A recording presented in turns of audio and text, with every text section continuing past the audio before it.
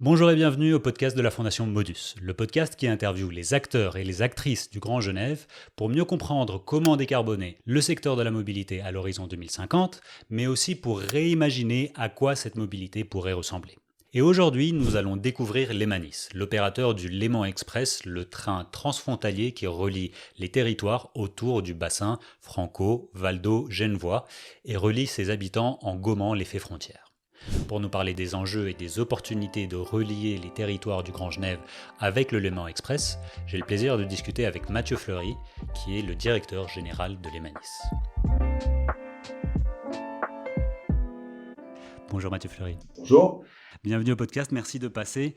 Je voulais prendre un tout petit peu de temps pour parler évidemment de Lemanis, quel est son rôle dans le paysage de la mobilité du Grand Genève, mais aussi votre vision de la mobilité du Grand Genève en 2050. Alors, parlons de Lemanis directement et du Léman Express. Il y a des fois une confusion entre les deux. Lemanis a 7 ans, si je ne m'abuse, et Léman Express a 4 ans. Qui est Lemanis? Quelles sont les missions de Lemanis? Alors Lemanis, c'est une petite société finalement fille des deux géants et des deux champions nationaux que sont la SNCF et les CFF. 60% CFF, donc nous sommes majoritaires en Suisse, mais 40% SNCF. Donc quelque part, si je peux dire les choses ainsi, nous sommes les fusionneurs, nous sommes les agrégateurs, nous sommes les... Finalement, nous mettons ensemble ces deux puissances, ces deux savoir-faire, ces deux forces, ces deux productions, pour créer quelque chose de transfrontalier. Le train, paradoxalement, n'est pas très fait pour traverser les frontières. Donc, mes prédécesseurs, les pionniers, ont eu tout un travail de mise à niveau, de mise en commun du savoir-faire, pour que, les trains traversent la frontière et surtout les clients, pour que finalement on favorise cette mobilité transfrontalière que la conseillère fédérale de l'époque, Simonetta Sommaruga, a qualifiée comme concept de train d'union. J'aime beaucoup ce concept et on l'emploie régulièrement. C'est un joli jeu de mots.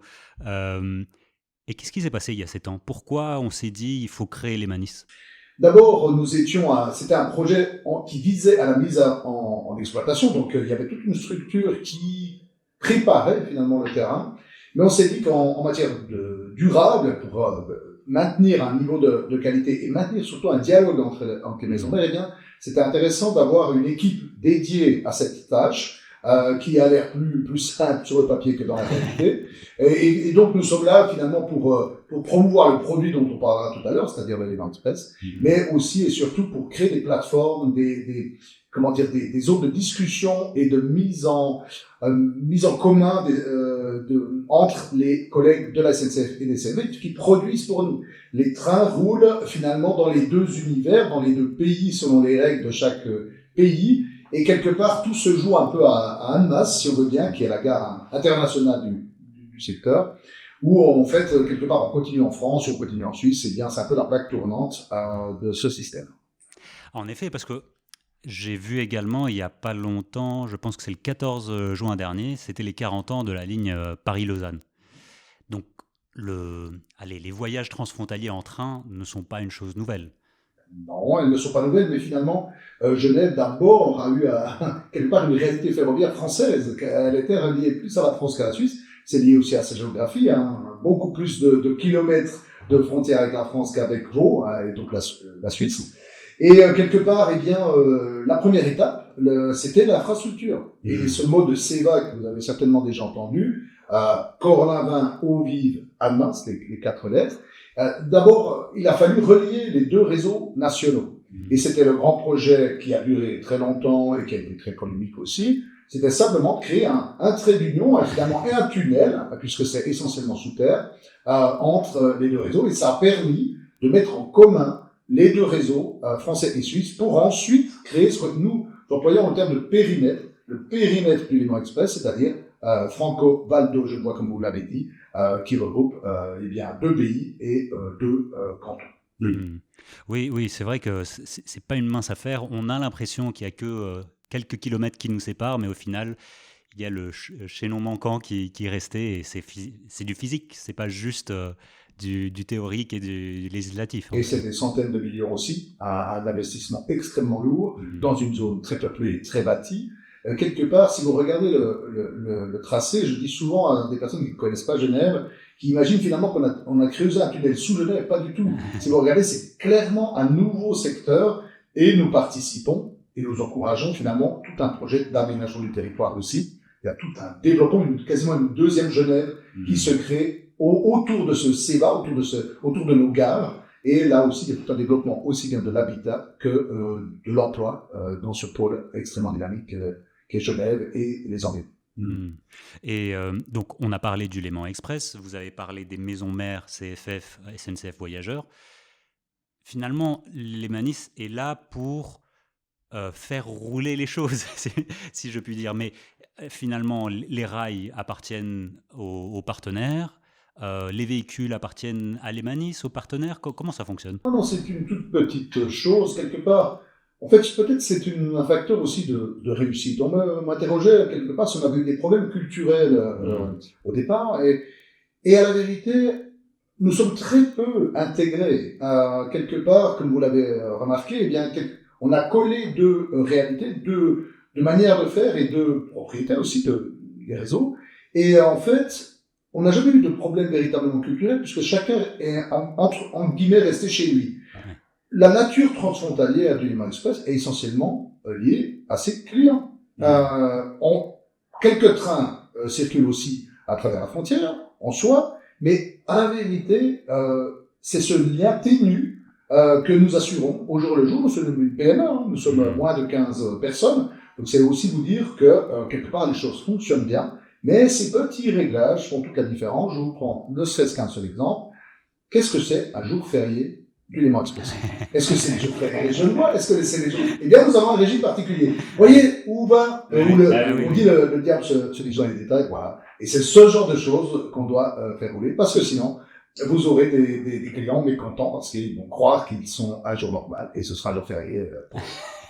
Oui, c'est tout à fait là où ça devient super intéressant parce que vous l'avez dit, vous êtes une quinzaine de collaborateurs, collaboratrices. C'est quand même fou pour se dire qu'il y a un Léman Express grâce à 14-15 personnes. Mais évidemment, il y a les personnes qui conduisent les trains, qui nettoient les trains, qui maintiennent les gares. Enfin, voilà, toutes ces personnes-là sont à chaque fois... Donc, qui conduit, par exemple, un Léman Express? Eh bien, il y a deux équipes. Alors, en fait, il y a deux matériels roulants, comme on appelle. Donc, les deux champions nationaux, Stadler, le Suisse, et Alstom, le Français.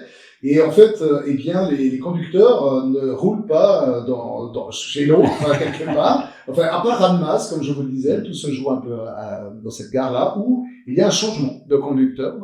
Donc, quelque part, le Suisse circule en Suisse et le Français circule en France, à quelques petites exceptions près, où il y a un peu des arrangements, mais en soi, il faut pas réduire le Léman Express à 15 personnes. Bien sûr, c'est des centaines de professionnels qui s'engagent tous les jours avec toutes les fonctions que vous avez évoquées.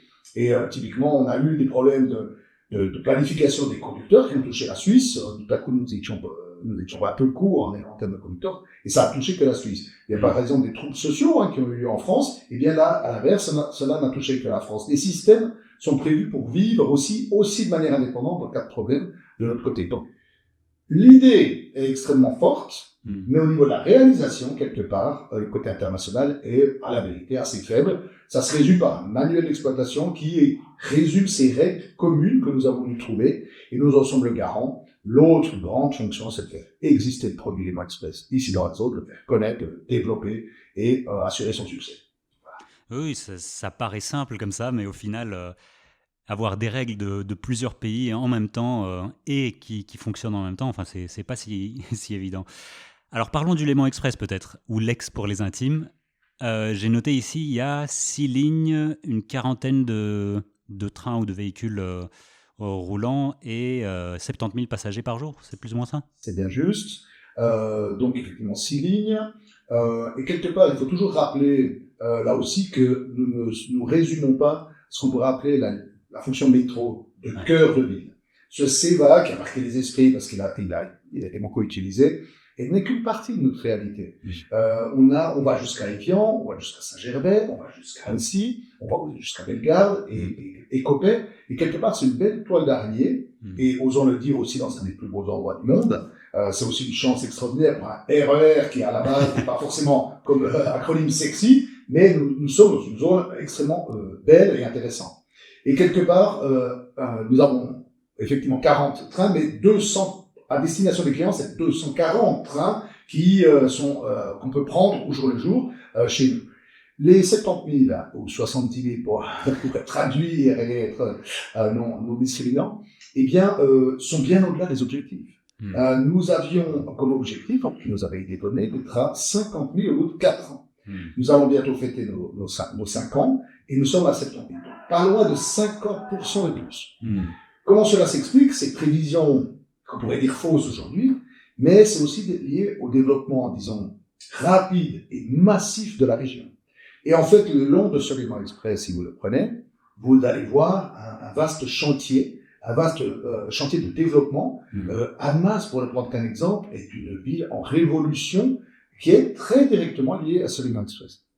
Aujourd'hui, vous avez des personnes qui choisissent de s'établir le long de notre périmètre, et vous avez des entreprises, et pas des moindres, puisque Rolex ou Lombardier s'installent le long de nos lignes, de manière très consciente, parce que d'un geste, d'une seule décision, vous avez déjà une amélioration de votre bilan carbone, ce qui est quand même extrêmement positif. Et donc tout ça induit une mobilité vertueuse, donc du rail, parce que je dirais le premier et dernier kilomètre sont réduits à leur plus simple expression, puisque beaucoup de personnes vivent à la gare, c'est exagéré, mais à distance pédestre de leur domicile et à distance pédestre de leur lieu de destination, qui est souvent le lieu de travail. Donc vous voyez, quelque part, le rail, pour gagner, doit être perçu dans un projet global, un projet d'aménagement du territoire, et on aura certainement l'occasion de parler d'un projet de multimodalité, de lien avec les autres moyens de transport. Et ces lignes-ci, donc vous parlez qu'il y a un développement territorial, donc entre guillemets, vous influencez le territoire, mais ces lignes-ci, qui a choisi le trajectoire? Pourquoi aller jusqu'à Copé et pas jusqu'à Lausanne? Pourquoi aller jusqu'à Annecy et pas, je sais pas, jusqu'à Chambéry? Quelle est l'optique de comment on trace ces lignes, par exemple? Alors, je n'étais pas là aux origines, mais c'était, il faut le dire, des lignes préexistantes. Donc, ça existait. Et il y a un peu cette notion de bassin de vie. Et aujourd'hui que nous avons ce doux parfum du succès, tout le monde nous demande d'allonger, nous demande de nous arrêter dans des nouvelles gares, mais à l'époque, il faut juste se rappeler, c'était un scepticisme incroyable qui régnait, puisque malheureusement, nous sommes dans une région très marquée par la voiture, encore. Et donc, quelque part, on s'est dit, il y avait un double raisonnement. Et parce que nos trains vont dans les deux sens. Et quelque part, on avait évidemment, on a été connu pour cela, le domicile-travail, ce qu'on appelle le déplacement qui est là, le déplacement du quotidien, métro, boulot, dodo. Celui-là a été toujours au cœur de notre existence, avec notamment le phénomène frontalier. Donc il y avait cette réalité-là. C'était d'abord sauver Genève d'un engorgement et d'un degré de pollution très important lié au phénomène frontalier. Nous avons accompli la mission, puisque c'est une bonne partie de notre public, mais seulement un quart. Seulement un quart. C'est là que c'est intéressant. C'est que oui, nous avons répondu à ce besoin, mais les clients se sont appropriés ensuite le Léman Express pour toutes sortes d'autres usages, et notamment ce qui nous intéresse beaucoup, c'est tous les usages de la vie quotidienne et les usages liés au loisir. Donc on y reviendra. Mais au niveau du tracé, je dirais qu'il est d'abord, c'est un RER, hein. Et donc, vous savez peut-être que dans le rail, vous avez ce qu'on appelle un peu les grandes lignes, c'est-à-dire ce qui relie les agglomérations entre elles, ce qui est de grande capacité, de grande vitesse, et le RER, c'est quelque chose de proximité quand même. Donc, si vous regardez, grosso modo, les trajets, c'est toujours des trajets du quotidien quand même s'il y a des distances quand même relativement importantes, 1h30, des choses comme ça, quand même, ça a été perçu de Genève, du Grand Genève, un peu cette idée-là, et c'était quelque part aussi lié aux acteurs autour de la table. Pourquoi pas Lausanne? Parce que typiquement, Genève-Lausanne, c'est un trajet de grande ligne dans la typologie ferroviaire. Et vous avez le RER Vaud, qui lui vient jusqu'à nous. Vous voyez? Donc, en l'occurrence, vous avez un système en étoile, en rayonnement, qui fait que nous n'allons pas jusqu'à l'autre centre, et eux ne vont pas. Et c'est une sorte de collaboration ainsi pour la mobilité qu'on pourrait appeler fine et la mobilité plus longue distance. Voilà un peu pourquoi ces destinations ont été choisies. Et puis c'est aussi lié à l'existence du réseau, notamment côté français, où il faut relever le prodige technique, c'est qu'on fait du RER sur de la voie unique. C'est-à-dire vous avez entre les gares une seule voie. Et ça pose des questions évidemment aiguës, dans la mesure où le retard dans un sens provoque mécaniquement un retard dans l'autre sens, puisque le train doit attendre à la gare de pouvoir croiser. Donc imaginez un RER en voie unique, personne ne le fait, parce que c'est extrêmement complexe. Et donc voilà, c'est des challenges au jour le jour, et puis on est très heureux de les relever avec un certain succès. Oui, après, peut-être qu'on pourra continuer de discuter sur la suite de ces lignes, parce que tout le monde a envie de se dire, vu que c'est tellement structurant, on peut réfléchir à où seront les nouveaux centres, où seront les nouveaux territoires à construire, etc. etc. Donc ce choix n'est pas du tout anodin. Mais vous avez parlé également d'Annemasse comme plateforme, comme hub. On se pose aussi la question, parce que si on regarde le plan du Léman Express, nous voyons que toutes les lignes vraiment arrivent ou partent depuis Annemasse. C'était un choix stratégique, c'était un choix obligatoire. Pourquoi Annemasse dans ce... Alors, d'abord, je corrige quand même, on a quand même l'autre ligne, les 5 et 6, qui sont Bellegarde appelées, qui n'ont rien à voir en Guinée avec Annemasse, mais vous avez raison que nos 4 lignes principales passent ou transitent par Annemasse. Je pense qu'Annemasse, c'est la porte d'entrée de la France, respectivement la porte de sortie. Et quelque part, c'est lié très directement à ce CEVA, dont le A est Annemasse, et ce hub est lié aussi à une topographie, c'est-à-dire que une seule ligne continue directement dans le même sens, c'est la ligne 1 vers Evian. Les deux autres rebroussent, comme on dit, c'est-à-dire repartent vers Annecy et Saint-Gervais. Donc vous voyez que par là que Annemasse avait, dès les origines, une réalité qui était une plaque tournante. Évidemment, la réalité suisse qui lui a été ajoutée, respectivement transfrontalière, a transformé cette gare. Si vous allez à Annemasse, vous voyez la gare qui est enchâssée, en fait, la petite gare ancienne est enchâssée dans la grande. Vous verrez tout de suite la différence de dimension.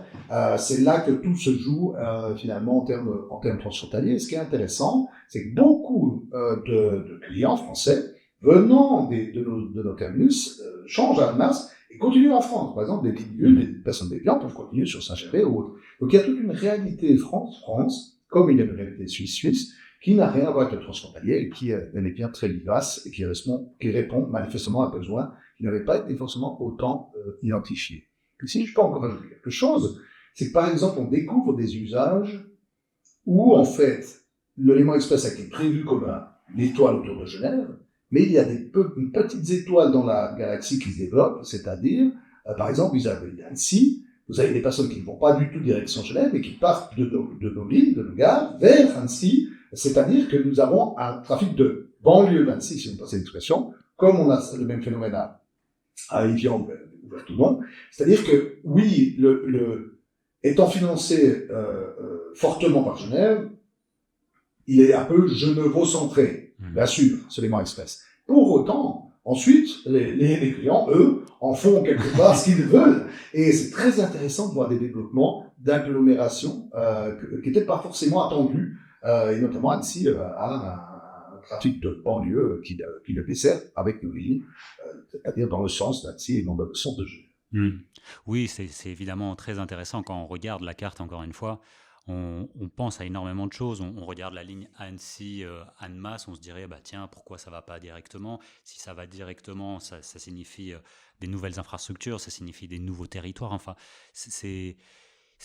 on sent la complexité, c'est pas chose aisée. Donc Annecy, voilà, soyons honnêtes, c'est pas notre ligne la plus compétitive, même si nos trains sont incroyablement remplis, parce que nous avons le temps utile. Les gens ne perdent pas de temps et donc ils utilisent le temps de trajet pour leur travail, pour leur plaisir. Néanmoins, évidemment, la ligne directe que vous évoquez est dans toutes les têtes. On en voit bien l'utilité, on en voit le sens et on en voit la compétitivité. Mais évidemment, c'était encore des coûts d'infrastructure. Donc, l'infrastructure dans le ferroviaire est extrêmement chère. C'est tout de suite des millions et des millions. Et quelque part, je pense que le Léman Express a eu le mérite d'être lancé et de susciter l'appétit, ou les envies, ou les projets. Et c'était très bien ainsi. Plutôt que d'attendre d'avoir un projet clé en main, si on veut bien, eh bien, on voit qu'il suscite toutes sortes d'initiatives. Et je pense que c'est peut-être aussi une de ses réussites, c'est de rendre le train à la mode, quelque part dans une région qui avait très peu d'activités ferroviaires par le passé. On a fait un saut un bond quantique, vraiment, dans la région du Grand Genève, côté français. Tout à fait, tout à fait. Oui, oui, c'est beaucoup plus facile de partir sur de l'existant et de vouloir plus que ne... Enfin, je pense que personne ne s'attendait réellement, en effet, que des gens d'Annecy feraient la navette en train jusqu'à Genève ou jusqu'à Coppet ou jusqu'à Nyon, enfin, de manière assez fluide. Je pense que ça sortait de la tête de tout le monde. Euh, on parle de passagers. Est-ce que le fret existe également avec le Léman Express ou pas du tout? D'aucune manière, nous n'avons absolument pas de fret. Vous ne verrez jamais de wagon cargo, comme on dit aussi en Suisse, dans nos tunnels. Cela n'existe pas. Donc en France et en Suisse, ensuite de Genève, évidemment, on entend une catégorie, mais je parle du cœur de réseau, le tunnel, ce qui fait que, en fait, il y a, comme le CEVA, si vous voulez, ne laisse pas passer de fret, vous n'avez pas un grand trafic. Mais vous le savez bien, on a vers le stade de Genève donc beaucoup d'un grand dépôt, mais ce n'est pas du tout de notre fait. Du côté français, vous avez par exemple typiquement les eaux des Liens qui représentent des énormes masses d'eau, mais jamais vous ne les verrez passer par les tunnels du Léman Express. Oui, oui, je pose cette question parce qu'évidemment, quand on parle de transport ou de mobilité, il y a toujours le pendant des passagers qui est le fret. Peut-être qu'on peut rentrer dans cette deuxième partie qui essaye de mieux comprendre comment vous retrouvez dans cette satellite, cette constellation d'acteurs et d'actrices. Parce que comme vous avez dit, vous faites partie d'un ensemble de personnes. Et d'ailleurs, peut-être qu'on peut commencer par quand vous parlez de mobilité, vous entendez quoi? C'est quoi votre définition? Parce que j'ai déjà interviewé d'autres personnes et puis chacun donne une autre définition de mobilité. Donc, ce serait peut-être intéressant, quand je dis l'Emanis fait partie des acteurs de mobilité, vous entendez quoi par ça? Moi, évidemment, chez nous, c'est les trajets qui relient deux gares, si on veut bien. Et puis la mobilité, je la traduirais plutôt en besoin. Le domicile-travail massif dans la zone est problématique puisque c'est l'heure de pointe, et on sait à quel point dans notre domaine c'est l'enjeu, l'heure de pointe. Mais toute la mobilité choisie, comme on pourrait appeler, c'est-à-dire la mobilité de loisirs, qui elle est en plein développement aussi. C'est voilà comment je me rends dans le lieu de mon désir, quelque part. Et pour vous donner une définition, par exemple, de notre stratégie, nous avons deux stratégies de partenariat. Une avec les prestataires de mobilité, on en parlera, c'est les collègues de la mobilité, ceux qui fournissent des prestations de mobilité, et les générateurs de mobilité, c'est-à-dire ceux qui vous donnent une raison de prendre le train. Et en l'occurrence, ça peut être les médecins. On a les HUG sur notre périmètre, donc c'est des choses extrêmement importantes. Ça peut être le shopping, ça peut être la montagne, ça peut être le thermalisme, ça peut être le plaisir pur. Donc vous voyez que quelque part la vie est faite de mobilité et nous en assurons un peu le mass transit, c'est-à-dire vraiment nous sommes taillés le train pour beaucoup de personnes et rapide. Et peut-être en complément au TPG, c'est un peu ça qu'on peut le dire, c'est nous sommes voués à transporter d'énormes masses de personnes rapidement entre deux destinations relativement éloignées. Relativement. On est en RER, c'est quand même relativement proche. Mais notre vitesse commerciale n'a rien à voir avec celle d'un tram ou d'un bus, parce que la capillarité, le nombre d'arrêts fait que nous pouvons quand même tracer dans nos tunnels, en particulier, là on a une vitesse commerciale quand même très intéressante pour les clients. En effet, donc prenons alors mobilité comme une série de déplacements entre différents endroits, certainement le domicile et le travail, mais aussi le domicile, les loisirs, etc. etc.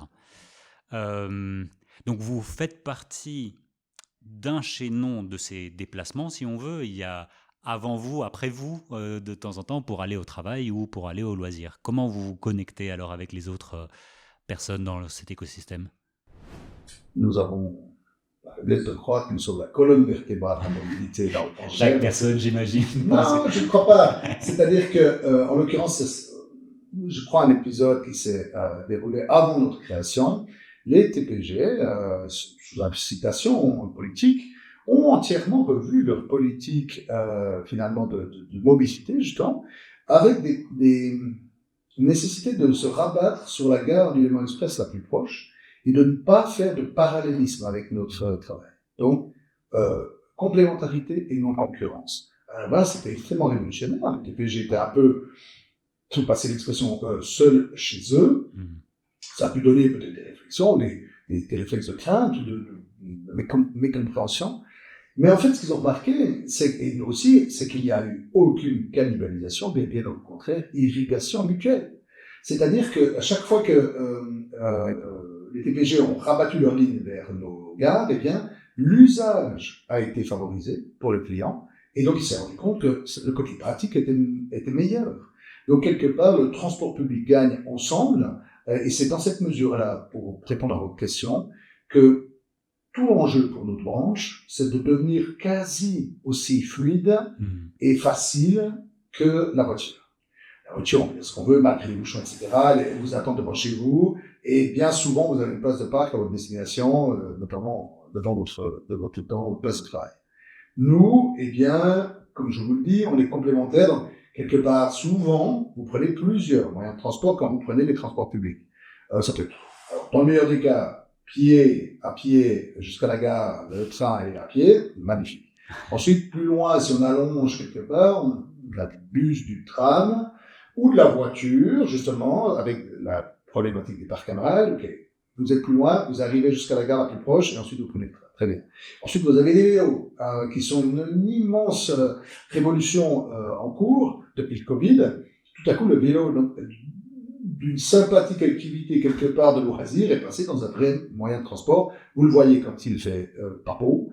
Auparavant, voilà, vous avez des cyclistes, du dimanche, ça veut dire les choses, de soleil, du beau temps, et dorénavant, vous avez des cyclistes que vous voyez toute l'année, qui sont assidus et qui donc considèrent ça comme un vrai moyen de transport. En l'occurrence, le train est excellent, comme je vous le disais, sur des assez grandes distances, pour aller assez vite et transporter beaucoup de monde. Par contre, c'est vrai que nous ne pourrons jamais servir, par exemple, un Chablais qui est extrêmement, avec un habitat extrêmement dispersé, mité, comme on peut le dire. Il y aura toujours des autres moyens de transport avant notre gare, parce que nous ne pouvons pas faire du train jusqu'à devant la villa de tout à chacun. Donc, nous avons besoin de centres quand même relativement importants pour pouvoir fonctionner. Donc, quelque part, forcément, en disant colonne vertébrale, et puis ensuite, toute l'idée, c'est ce rabattement, comme on l'appelle, c'est-à-dire, tout doit être conçu pour vous amener vers la gare la plus proche. Et ça peut passer par des choses qui ont l'air un peu bêtes, mais néanmoins, qui sont des obstacles importants. Le manque d'harmonisation des tarifs de park and ride. Si le park and ride de Thonon, c'est-à-dire un des plus lointains, est le plus cher, et qu'à Machi, vous avez donc une des gares les plus proches de Genève, vous avez une gratuité, vous allez avoir des personnes qui, certes, veulent prendre le train par souci écologique, par exemple, mais qui auront quand même un intérêt privé, personnel, égoïste, si on veut dire les choses, à longer avec leur voiture nos lignes jusqu'au parking gratuit. Et tant que vous aurez ce genre d'incitation non maîtrisée à l'œuvre, eh bien, jamais on réussira ce report modal que tout le monde, finalement, appelle le C. C'est super intéressant ce que vous dites, mais du coup, comment vous collaborez avec, que ce soit les TPG, les park and ride, tout ça? Est-ce qu'il y a une vision? Qui construit cette vision? Comment vous la co-construisez? Alors, dès les origines, il y avait un plan dit de mesures d'accompagnement de l'élément express qui avait été prévu. Et il a été rappelé au bon souvenir de tout un chacun par un rapport d'audit de performance des 3 cours des comptes, Genève, excusez-moi, et la région Aura, donc française et suisse, qui ont pointé du doigt des retards ou des non-réalisations de tout ce plan de mesures d'accompagnement. Parce que les pionniers, les tenants de ce élément express ont dès les origines perçu le fait qu'il n'était pas une fin en soi, il n'était pas complet, il fallait l'entourer de tout un plan de mesures qui permettent au client de le prendre en partant de chez lui et en arrivant à sa place de travail en particulier ou à sa destination. Donc dès les origines, ce problème avait été identifié. Vous avez la voie verte qui nous a accompagnés aussi. le plan des TPG tel que j'avais dit, et les parkings règles ont connu un boom très important, mais typiquement, si vous ne veillez pas à harmoniser les tarifs, eh bien, il y a un problème que j'ai évoqué tout à l'heure. Donc, pour répondre à votre question, il y a des questions de collaboration transfrontalière absolument fondamentales, et vous avez des millefeuilles de compétences qui n'ont rien à voir de chaque côté de la frontière.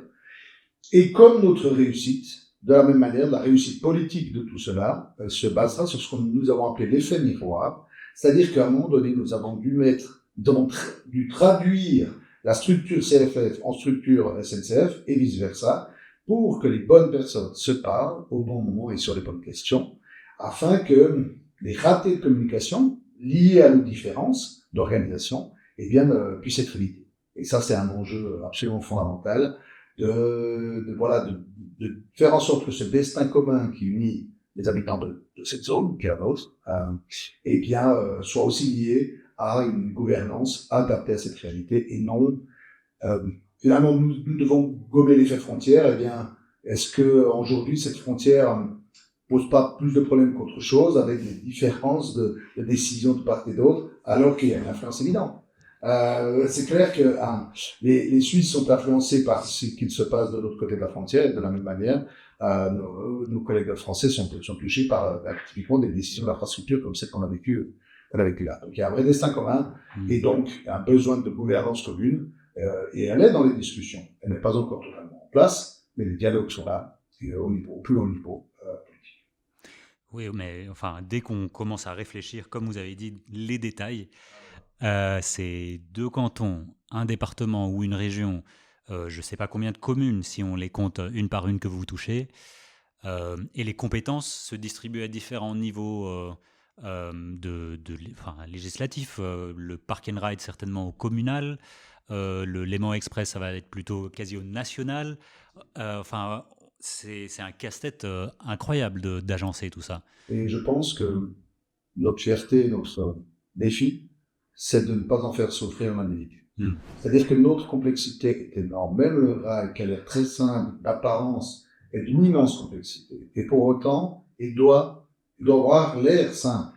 Parce qu'à la fin, on est dans de la mobilité du quotidien. Donc, il n'y a pas besoin de faire l'université pour prendre le train. Et c'est très bien ainsi. Donc, ne reportons pas sur les clients notre complexité, c'est à nous de la régler et de lui, quelque part, de l'épargner de cette complexité. C'est un des enjeux fondamentaux, de ne pas le forcer à lui résoudre la complexité que nous n'aurions pas réussi à résoudre. Oui. Et on en parlait juste pendant ce midi avec Sarah de Modus. On parlait par exemple faire son bilan carbone. Et on se disait, ce serait bien que tout le monde puisse faire son bilan carbone et voir où est-ce que je peux ajuster mon bilan carbone. Et c'est tout le temps délicat parce que si on demande chacune et chacun de le faire, évidemment, on va voir la voiture peut prendre une place importante sur mon bilan carbone.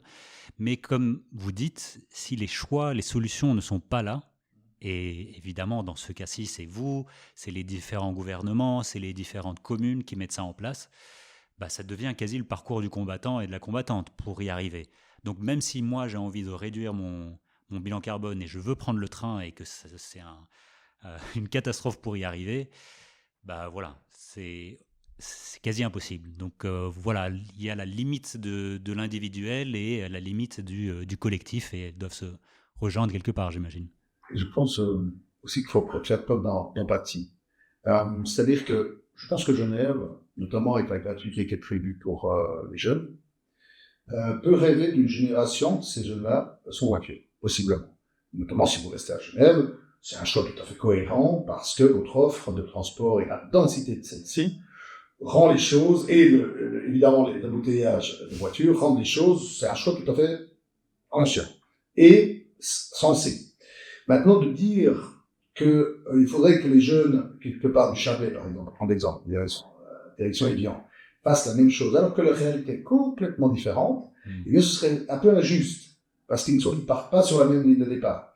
Donc, quelque part, j'aurais tendance à dire que chacun fasse déjà le mieux dans ces circonstances. Et ce serait déjà, il faut vraiment pas décourager les gens en plaçant une barre inatteignable. La voiture, malheureusement, va rester quand même présente dans le Chablais encore pendant des années. C'est du périurbain, c'est très difficile. Donc il faut améliorer la voiture, la qualité de la voiture elle-même, son bilan à elle, mais on ne peut pas dire à ces personnes, vas-y à pied. C'est une réalité malheureusement qui n'est pas possible. Donc soyons justes, soyons équitables, et que chacun fasse au mieux avec les conditions qui nous sont données, avec les conditions cadres qui nous sont données. Oui, parce qu'après, évidemment, il faut parler d'aménagement du territoire, où se trouve le travail, etc., parce que on ne pourra pas sinon... Et d'ailleurs, est-ce que vous avez une idée de qui prend le Léman Express ?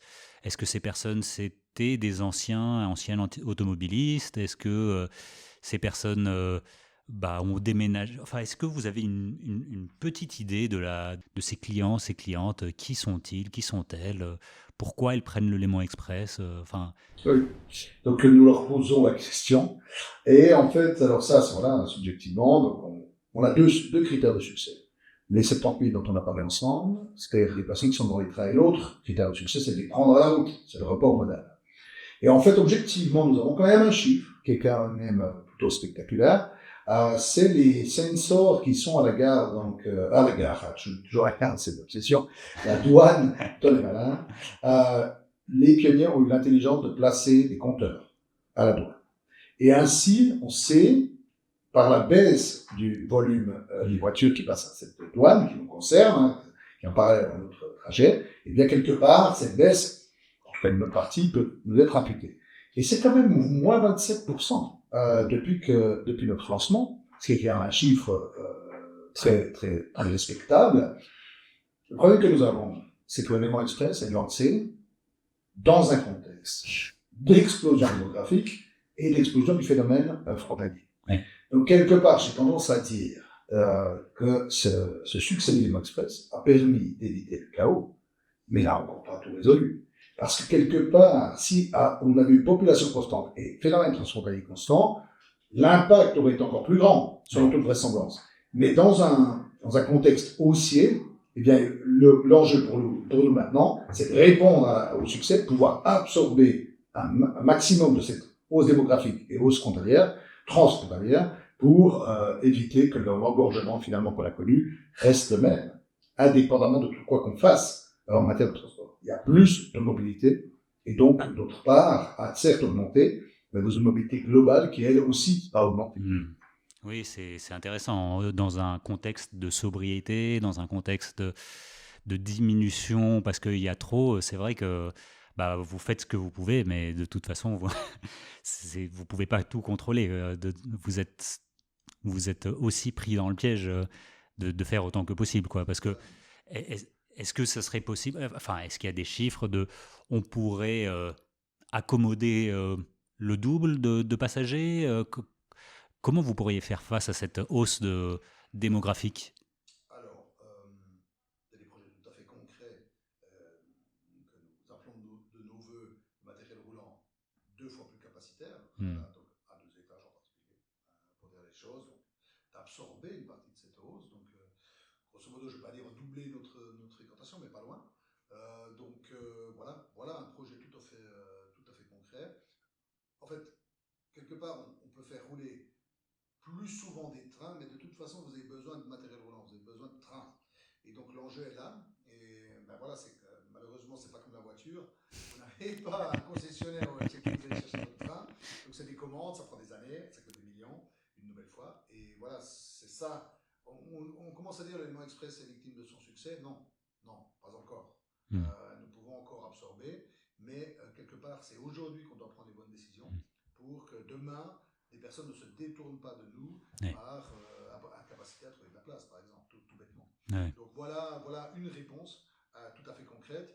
Le télétravail qui a pu être imaginé comme étant une solution, dans notre réalité, on a un problème, c'est qu'une bonne partie des emplois frontaliers sont liés à la personne, médicale, sociale, restauration, et donc ne peuvent pas être faits de manière à distance. Donc à partir de là, ces personnes-là en particulier, une bonne partie des travailleurs frontaliers sont des personnes qui travaillent à 100% en présentiel. Typiquement, dans d'autres zones et dans toute l'industrie du service, peut pratiquer le télétravail. D'ailleurs, les frontaliers peuvent le faire autour de 2 jours par semaine.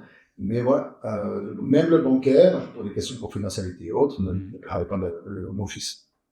Voilà, ça c'est par exemple des changements non pas dans le transport, mais dans le mode de vie. Et là, quelque part, la réalité qui est la nôtre ne présente pas tout le potentiel dans ce qu'on a. Vous avez utilisé le mot de générateur de mobilité également, que j'ai beaucoup aimé. Est-ce que vous travaillez également avec des entreprises, les hôpitaux, enfin, quelle est votre relation avec ces entités? Alors, d'abord, il y a le plan de mobilité. Donc, les HUG ont été parmi les premières institutions en contact avec nous, parce qu'eux sont directement intéressés et par leur personnel et par leur patientèle. Donc, c'est 2 sources massives de mobilité qu'eux, ils ont été intéressés. Le Covid n'a pas aidé. Il faut rappeler que dans les 5 ans d'existence du Lemon Express, 2 étaient Covid, donc on a peu de recul, il faut le rappeler aussi. Et puis, donc c'est le plan mobilité, donc beaucoup d'employeurs très ouverts avec ça, et puis des collaborations avec cette fois-ci le monde plutôt de la culture, du sport. On a un axe extrêmement important, par exemple, typiquement les résultats de Servette, les succès sportifs de Servette, les 4 clubs de Servette, auxquels les 2 votes hommes et femmes et rugby, ont incité ont suscité toute une mobilité que nous absorbons. Et on s'est mis en collaboration avec eux parce que les entreprises et toutes les institutions sont soumises à une pression pour atteindre des objectifs climatiques. Nous, quelque part, nous voulons offrir à tous ceux qui sont sur notre périmètre, sur nos lignes, un avantage concurrentiel. Installe-toi près d'une gare et tout de suite, ton bilan carbone, ta démarche RSE aura tout de suite un coup d'avance sur la concurrence. Et nous trouvons ça extrêmement intéressant que de plus en plus d'institutions se tournent vers nous pour avoir quelque part, si j'ose dire, des choses à plug and play. C'est-à-dire, eh bien, moi, je suis à côté d'une gare, donc quelque part, la mobilité, d'une certaine manière, est réglée positivement. Vous voyez ? Et donc, avec ce genre de politique positive, nous entretenons tout un dialogue avec toute une série d'acteurs extrêmement dynamiques du monde franco-balto-genevois qui en tirent un avantage. Donc, on est dans du gagnant-gagnant pur et dur. Bon, peut-être que vous ne pouvez pas partager cela, mais vos discussions avec ces institutions-là, je veux dire, vous ne pouvez a priori pas créer de nouvelles gares. Qu'est-ce qu'elles recherchent avec vous ? C'est plutôt des conseils quels sont les horaires ? Enfin, quel type d'informations elles recherchent auprès de vous ? À la base, d'abord, c'était effectivement faire connaître l'élément express, on n'en est plus là. Et même les horaires, avec la fréquence qui est la nôtre, des trains, notre objectif est que les gens ne regardent plus l'horaire, mais parce que on descend, et puis il y a un train qui va arriver dans les minutes à suivre. Ça, c'est positif. Dorénavant, c'est plutôt, notre but n'est pas qu'il pense à nous, que le client ne pense pas forcément à nous, mais en fait, quand vous cherchez un concert, un musée ou autre, et que dans la section, finalement, s'y rendre, peu importe là, eh bien, on s'en premier. Et que, en fait, nous pensons un peu comme la logique Google, qu'est-ce que tu cherches? Tu cherches le nom d'un musée, le nom d'une pièce de théâtre, etc. Et en fait, nous voulons être à l'endroit où la personne arrive, en fonction de sa recherche. Ah, je vais aller à ce concert. Eh bien, c'est où? Ah, et comment s'y rendre? Eh bien, hop, le réflexe train. Et au-delà de l'aspect écologique, nous avons un aspect pratique évident, parce que vous n'avez plus besoin de parking, vous économisez aussi une logistique dont vous auriez besoin si vous n'aviez pas une gare à disposition. Donc, vous voyez, aujourd'hui c'est assez simple, et tout l'objectif, c'est créer le réflexe train pour notamment les grands events, parce que là, on pense que nous pouvons convaincre les occasionnels, parce que même des automobilistes convaincus et indécrottables, lors de grands événements, se rendent bien compte que la voiture n'est pas compétitive. Et donc là, une fois, ils prennent le train. Et c'est là qu'on doit les convaincre. L'effet wow, on a un effet wow, c'est notamment notre rapidité en ville, parce qu'on est en souterrain. Et en fait, au départ, notre gain principal, ça a été le wow, j'ai pris Lemon Express, et en 10 minutes, j'y étais. Et ça, ce message-là, ça a été au départ un des plus gros outils marketing qu'on a pu avoir, le bouche à oreille, entre nouveaux convaincus. Voilà. Et vous avez parlé de ces déplacements loisirs. Tout à l'heure, vous avez parlé de un quart, le chiffre de un quart étant les personnes allant vers les loisirs ou allant vers le travail? Alors, le un quart dont je vous ai parlé tout à l'heure, c'est la part des clients qui passent la frontière. D'accord. C'est le phénomène transfrontalier. D'accord. Le loisir n'en est pas si loin, c'est environ un tiers. D'accord. Aujourd'hui, on vise à un tiers de notre circulation qui n'est pas dans le domicile travail et surtout qui n'est pas aux heures de pointe. L'entier du système ferroviaire est bâti pour tenir le coup pendant les heures de pointe. Donc il est surdimensionné, en fait, soyons clairs. Il est dimensionné pour tenir le choc. Et donc, si on arrive un peu à atténuer l'heure de pointe, rien qu'en étalant un peu celle-ci, eh bien déjà, le système ferroviaire respire beaucoup mieux. Donc, grosso modo, à peu près un quart de l'utilisation, c'est le loisir. Et voilà, on pense que la flexibilisation du temps de travail correspond à une flexibilisation du temps de loisir. C'est-à-dire, vous avez des personnes en loisir et en travail, d'ailleurs, en société d'encadrement. Donc, c'est tout inciter tout ce public-là à prendre plutôt le train que la voiture. On sait que, par exemple, que la montagne est en train de, quelque part, mourir sous les assauts de ses amoureux. Hein. C'est paradoxal, on détruit un peu ce qu'on aime. Et là, on essaie, par exemple, avec Saint-Gervais, d'avoir tout un programme favorisant d'y aller en train. Vous voyez, il y a tout un champ de conviction à opérer pour que, quelque part, même souvent les pendulaires, même qui prennent que le train la semaine, souvent gardent la voiture pour les loisirs le week-end. Et là, on a une poche. On pense qu'il y a une poche de progression. C'est de dire tu peux laisser vraiment tomber la voiture. On est là, y compris le week-end. Et puis évidemment, c'est un autre moment de prendre le train. Je veux dire certainement que les déplacements loisirs et les déplacements domicile-travail peuvent ne pas être durant les mêmes horaires et les mêmes jours de la semaine. Et du coup, vous rentabilisez, je ne sais pas si c'est le mot, mais en tout cas, vous augmentez tous les moments de la semaine où le Léman Express est utilisé. Le taux d'occupation, bien sûr. Et c'est un enjeu fondamental, parce qu'il y a le taux de couverture aussi, c'est-à-dire que nous sommes subventionnés. Et tout le but de notre esprit d'entreprise, c'est de diminuer le taux de subventionnement et d'augmenter le taux de recette. Donc, effectivement, d'avoir des clients tout le temps, si on veut bien, le moins possible aux heures de pointe et le plus possible aux heures afin d'avoir quelque chose qui offre, non seulement c'est intéressant commercialement, disons-le, mais c'est surtout intéressant pour le client parce qu'il a une meilleure expérience client. Aujourd'hui, voilà, c'est toujours pression à l'expérience dite de métro, ce qui signifie en d'autres termes que le trajet peut être debout. Voilà, c'est pas ce qu'on a envie d'offrir. Mais en même temps, c'est du RER. Hein, ce succès a été quand même attendu. On peut pas l'être vides, c'est évident. Mais voilà, on essaie d'améliorer la situation tant que faire la sensibilisation, notamment à cette problématique. Donc vous, en tant que lémaniste, évidemment, comme vous le dites, un de vos rôles, c'est de promouvoir, c'est de rendre attractif, mais aussi que tout un chacun se dise c'est un réflexe à partir de maintenant.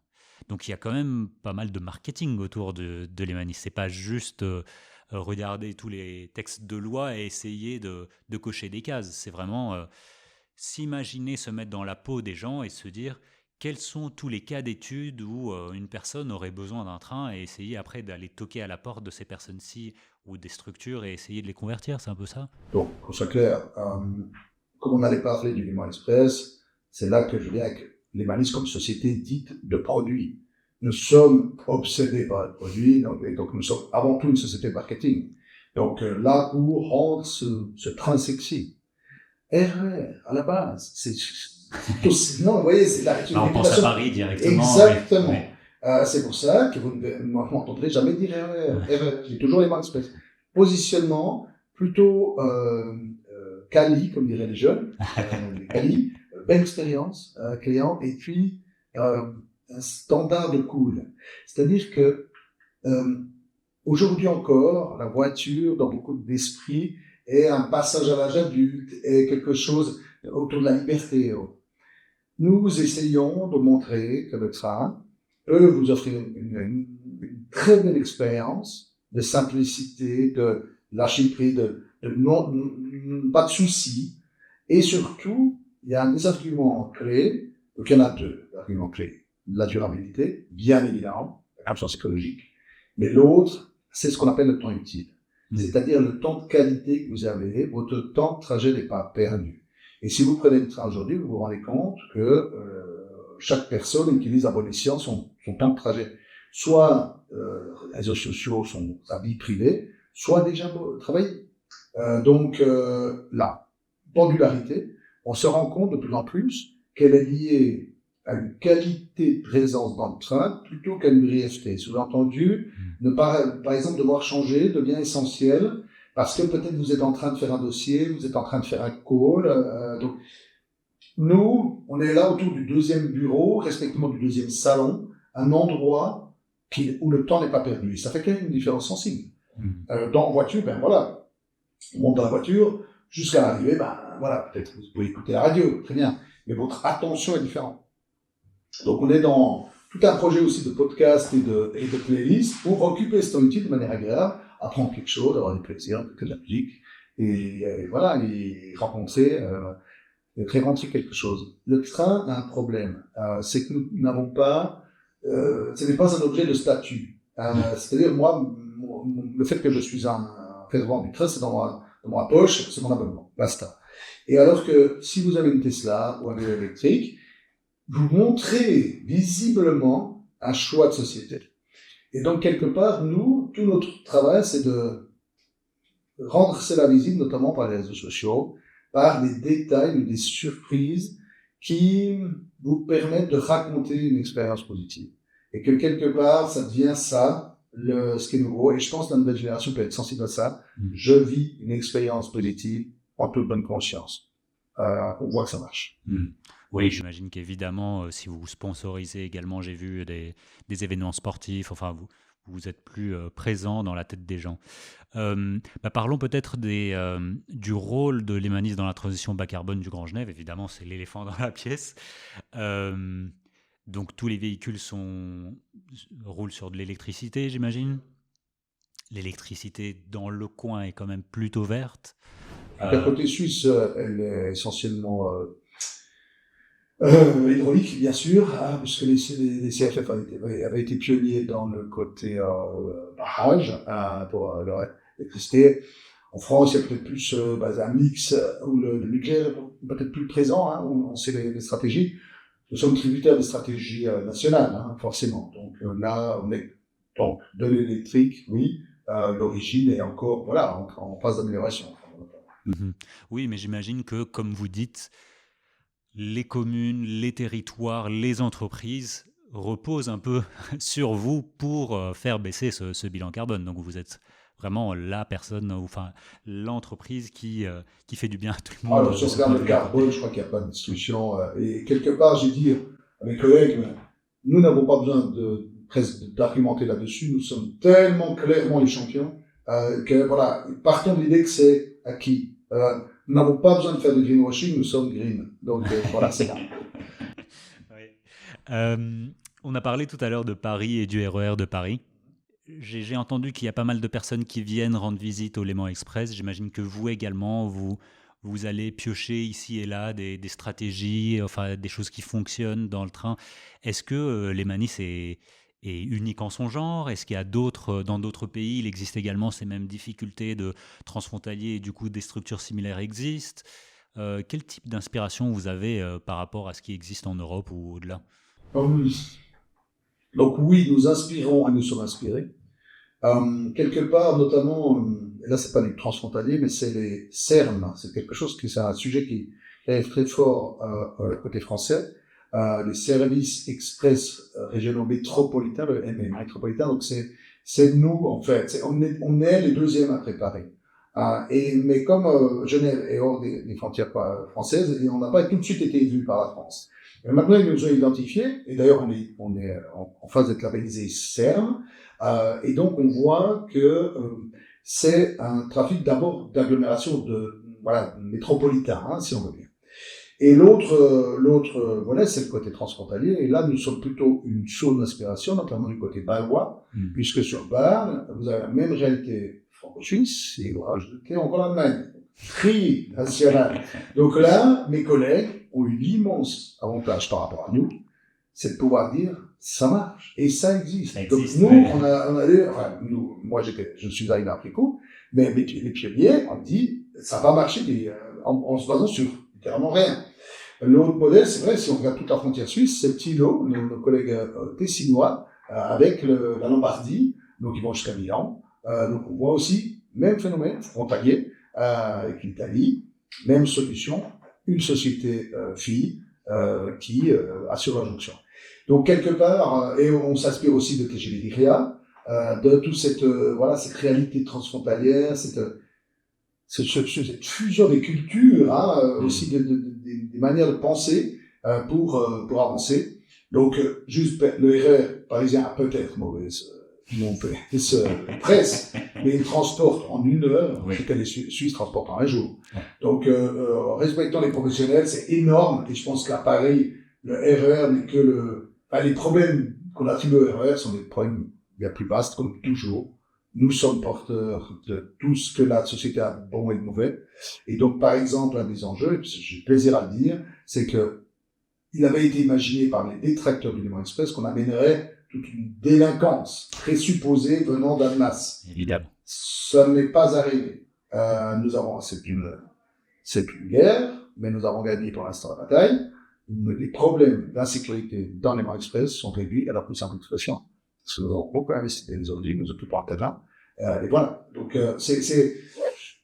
nous sommes le reflet, nous sommes grand public. Donc, nous sommes tout le public. Donc, quelque part, ce qu'on nous reproche, ou ce qu'on voit comme problème chez nous, c'est simplement un extrait de la société. Si on essaye de se projeter un peu plus loin, dans 20 ans, dans 25 ans, vous avez parlé de beaucoup d'enjeux, d'aménagement du territoire, de multimodalité, de transition bas carbone. Vous voyez comment tout ça, en tant que limaniste, mais aussi plus largement, est-ce que vous avez une vision déjà faite de cette mobilité en 2050 ? Comment vous voyez ça ? Alors, je pense qu'il y aura une densification massive autour de nos voies, de nos gares, parce que ce sera un choix sensé, intelligent. Donc, il y aura une densification, à mon avis, très importante des villes que nous desservons, des villages. Donc ça, ce sera, à mon avis, une question d'aménagement du territoire, quelque chose de massif, et que les entreprises, elles aussi, donc, on est ici dans une zone industrielle, mais nous avons IESA, nous avons différentes choses. Pont-Rouge va se développer massivement dorénavant. Donc, d'abord, un développement, il est déjà en cours, immobilier et industriel, et d'habitat. Ça, c'est la première chose. Et en fait, en corrélation avec cela, pour moi, il est évident qu'on aura créé de la diamétrale. C'est-à-dire que aujourd'hui encore, le système en étoile original, c'est-à-dire passer par le centre pour relier deux banlieues, j'emploie ce terme sans connotation, c'est-à-dire j'habite dans une banlieue et je travaille dans une banlieue différente, et pour autant, je dois passer par le centre pour m'y rendre. C'est absurde. Donc, le fonctionnement en toile d'araignée, si vous voulez, avec uniquement le centre qu'on peut relier un peu à la parisienne, si vous voulez bien, au niveau, si vous regardez la carte française, ce n'est pas un système moderne. Il faut créer les fils entre les branches de la toile, vous voyez. Et là, ce sera un progrès massif. C'est-à-dire, par exemple, on est en train d'examiner si c'est possible, pouvoir relier les deux rives de Genève, du Léman, sans passer par Genève. C'est-à-dire, voilà, glisser par en dessous. Voilà, ce genre de développement sera, à mon avis, accompli, ou en tout cas mis en œuvre. Et je pense que quelque part, il y aura eu je pense, un développement aussi très important des mobilités alternatives autour du Léman Express, et en particulier Hello et toutes les autres formes de mobilité. Voilà, je pense que là, pour nous, une des solutions, c'est notamment un développement très important des parkings vélos, par exemple. Moi, je crois très profondément à l'économie de fonctionnalité. L'important, c'est pas d'avoir son vélo, c'est d'avoir un vélo. Et en l'occurrence, si vous dissociez l'usage de la propriété, vous résolvez une bonne partie du problème. Donc, je pense que l'autopartage dans la forme de voiture en ligne service, permettra notamment de réduire une grande partie de parking, le nombre de voitures immobilisées en ville occupe un espace dantesque, et en fait, rien que le partage de l'usage de la voiture permettra beaucoup de choses. Voilà, nous aurons nos nouvelles rames à 2 étages, donc nous pourrons absorber dans notre commission notre succès. On verra jusqu'où on va, plus loin, je ne sais pas. Je pense que Lyon et Genève seront reliés par une ligne compétitive, forte, qui ouvrira aussi tout le champ de ce qu'offre Lyon comme hub ferroviaire à Genève, et vice-versa. Donc là, très bon dialogue. Et évidemment, le Lausanne-Genève aura été mis à niveau des besoins qu'il représente, en soulignant avec un peu de malice que la ligne Lausanne-Genève, dont on chante l'importance en Suisse, c'est la même fréquentation que les Marseillais, c'est 70 000 personnes par jour. Donc, accordons la même importance au projet et tout ira au mieux. Il y a évidemment, là, quand vous parlez de Lyon et de Genève, je pense également à tous les trains de nuit qui se profilent entre Genève et puis, je pense, l'ouest de la France ou d'autres endroits qui pourraient être assez incroyables en tant que personne qui habite dans le coin, se dire qu'on peut partir en vacances en partant juste en train depuis chez nous, puis faire juste un petit changement dans une autre gare principale et puis partir. Je pense également, quand vous parlez de diamétrale ou de diagonale, je pense au métro de Madrid où ils ont les lignes diagonales mais aussi circulaires tout autour. Ça pourrait être des choses... Tout à fait. Donc pour la première, le premier exemple, c'est-à-dire le train littéralement de vacances, de loisirs, vraiment de tourisme, disons. Là, je parlais de statut et de côté sexy du train. Le train bouchette, c'est le sommet du sexy, quoi. C'est cool à un point, tout le monde aime ça. Ouais.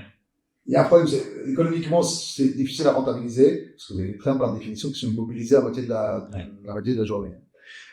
Mais quand même, je dirais que chaque trajet où le train peut être compétitif par l'avion, par rapport à l'avion, pardon, eh bien, doit être fait en train. En fait, il n'y a plus les courts trajets en avion doivent cesser. Et je crois que les avionneurs, d'ailleurs, sont assez d'accord avec ça. Je pense que le vrai futur, c'est chaque moyen de transport pour chaque usage. Je veux dire, ils vont cohabiter. Je pense pas que le train va écraser tout sur son passage, pas du tout.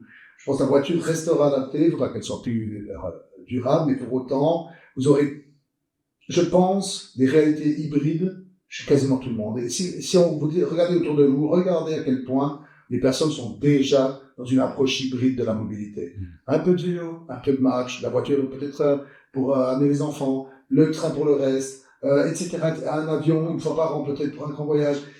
La plupart des gens composent un cocktail de mobilité. Pas si mal en fait. Je pense, quelque part, il faudra stabiliser ça et puis arrêter de faire des usages inappropriés. La voiture au centre-ville, non, ça n'a pas de sens. Donc il y a mieux. Faisons des rabattements, faisons des multimodalités ou des intermodalités qui favorisent ça. Et à la fin, chaque moyen de transport aura retrouvé quelque part sa finalité et aura quitté des usages qui nuisent à tout le monde, en fait. Peut-être ça, comme je verrais comme perception de ce que pourrait être un avenir souhaitable.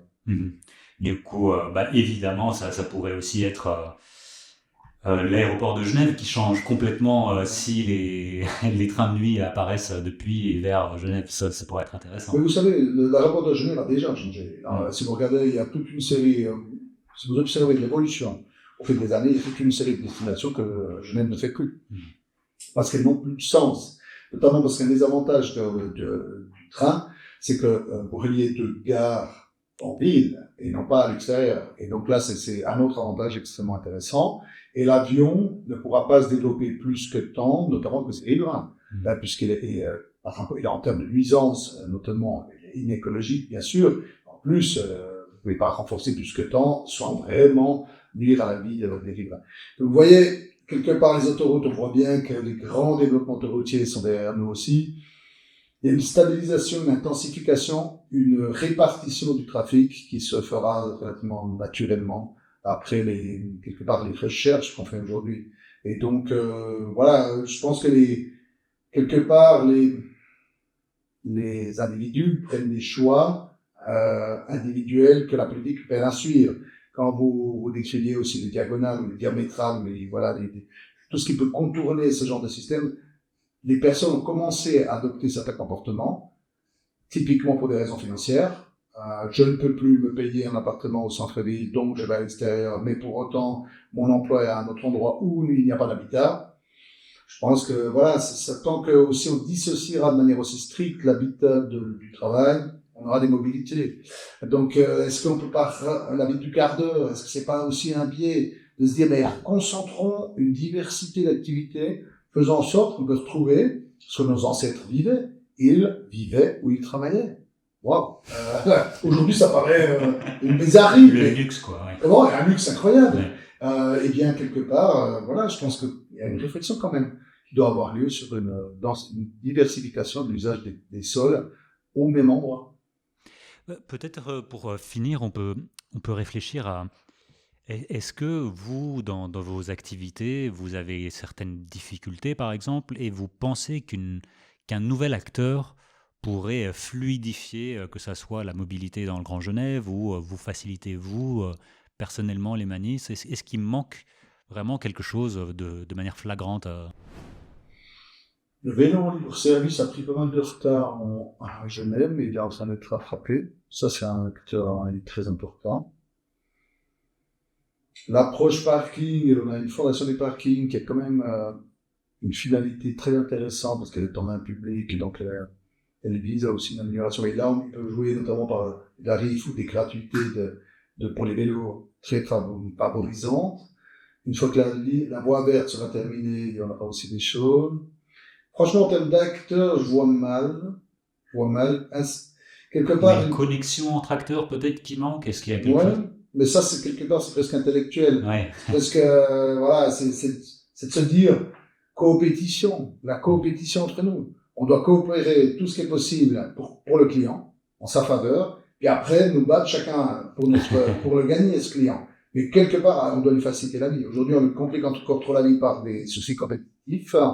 Aujourd'hui, ben voilà, je pense qu'il y a tout à fait la possibilité de se dire, mais, tiens, toi, tu t'es bon là-dedans, fais-le, mais après, ton client, quand tu n'es plus aussi pertinent, il vient chez moi, etc. Vous voyez, on doit créer des lignes, en fait, fluides, de domicile jusqu'au travail pour qu'en fait, on réfléchisse à la place de la personne et on s'arrange entre nous pour lui faciliter la vie. L'orientation client, ça a l'air une banalité absolue, mais je peux vous assurer qu'au quotidien, chacun fait une logique, comme on dit, inside out, regarde d'abord sa réalité et essaie de l'imposer au client.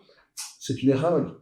Et en l'occurrence, par exemple, je ne me considère absolument pas en concurrence avec les TPG. C'est des partenaires absolus. Ils savent faire ce qu'ils savent faire, infiniment mieux que nous.